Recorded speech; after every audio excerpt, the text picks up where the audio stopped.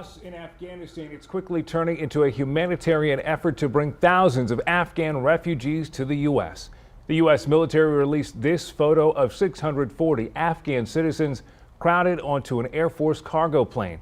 According to an internal message obtained by CBS News, Homeland Security is asking immigration services workers to volunteer to help those being relocated to the U.S. Employees were told they could possibly be deployed to Texas. The Taliban takeover of Afghanistan is catching the world's attention. Eyewitness News reporter Zach Briggs explains why one San Antonian is paying extra close attention.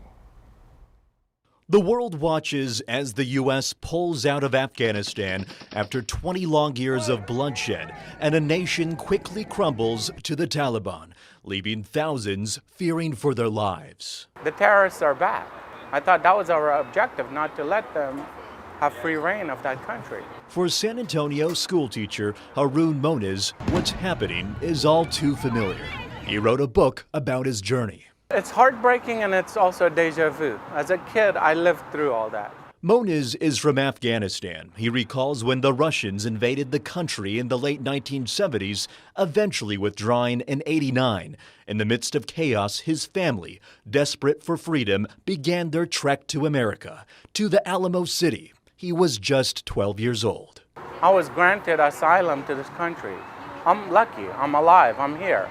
That same desperation experienced by Monis, now seen by hundreds upon hundreds of Afghans hanging on to hope. You've seen the images of people clinging to the plane. They're literally fighting for their lives. This is why now there is such a rush to be able to get these families and individuals out.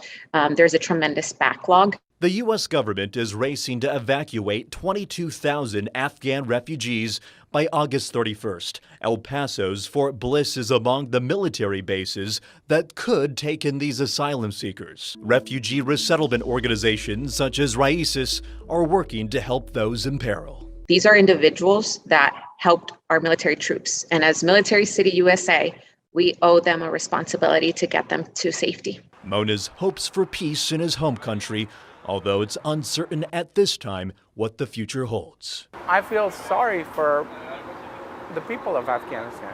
I wish I could do more. I wish we as Americans had done more. Zach Briggs, KENS 5 Eyewitness News.